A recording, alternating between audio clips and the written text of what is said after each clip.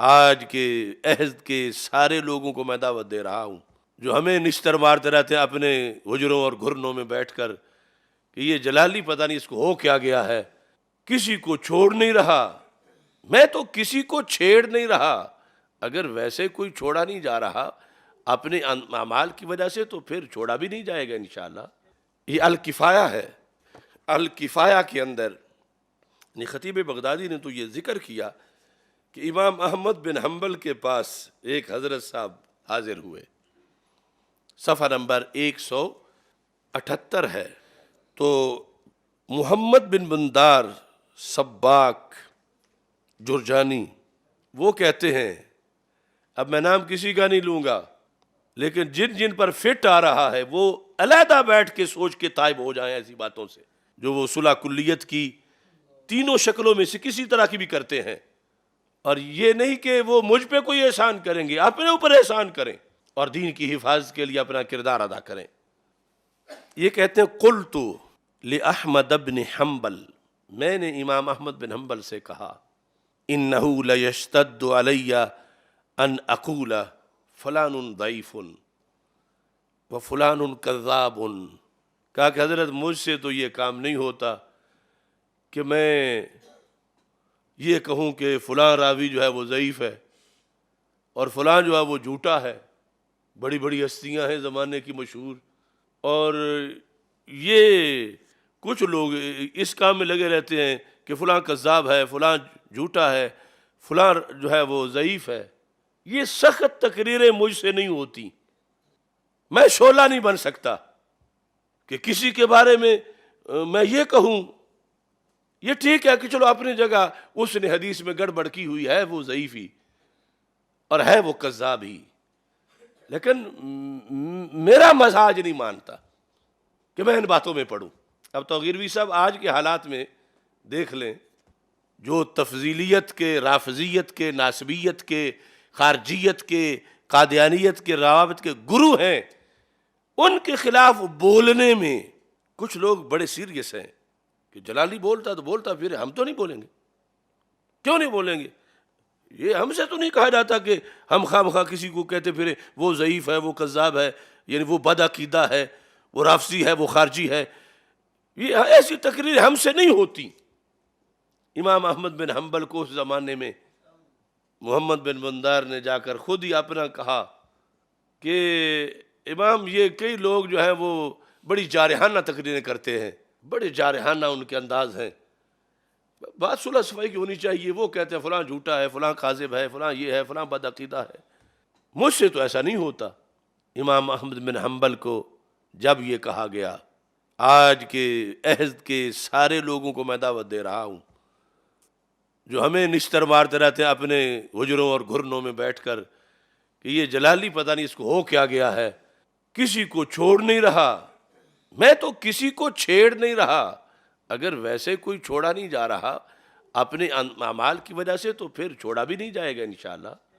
اب میرے امام نے کیا جواب دیا؟ فقال احمد، یہ میں آج کے کئی گونگے شیخ الحدیثوں کو کہتا ہوں، عزت ان کی بڑی ہے، مگر بالکل سینیریو میں چپ کر گئے ہیں، اپنی روٹی کے لیے بھی بولتے ہیں، بوٹی کے لیے بھی بولتے ہیں، دین کے لیے آج ان کے پاس کوئی جملہ نہیں۔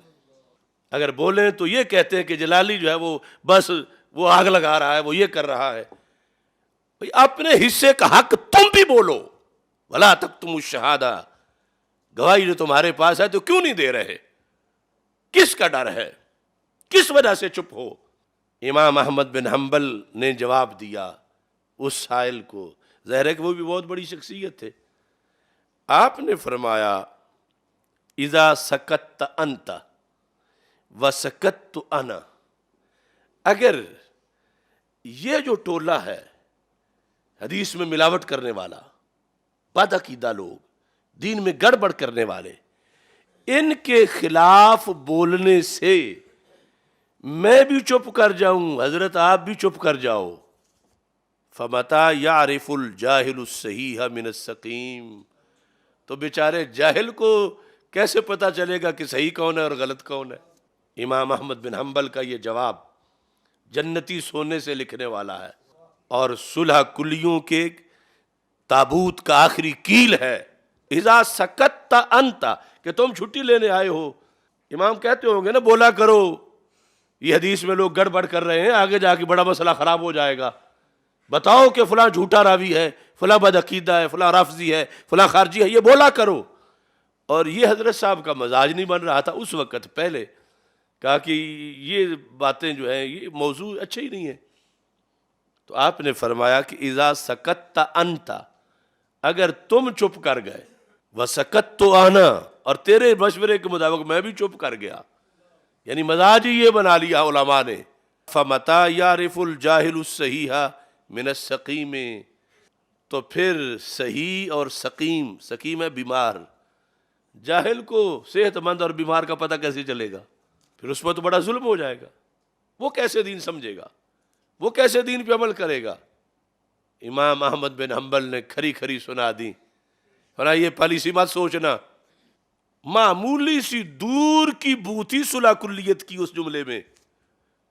امام احمد بن حنبل نے فوراً رد کر دیا، کہا کہ ایسی سوچ مت رکھو. شمع بننا ہے شمع بنو، شعلہ بننا ہے شعلہ بنو، شعاؤں سے کرنا ہے شعاؤں سے کرو، اور اگر چیر پھاڑ کرنی ہے آلات سے، لوہے سے، چھریوں سے، تو وہ بھی کرو. یعنی فکری طور پر یہ سب مسئلہ تو اس چیز کا ہے. ہم کسی کو نہ جنگ پہ اکسا رہے ہیں، نہ کسی کو ہم دہشت گردی پہ لگا رہے ہیں، مگر قولوا قولا سدیدا سے کیوں روکا جا رہا ہے لوگوں کو، اور کیوں نہیں اس پہ عمل کیا جا رہا؟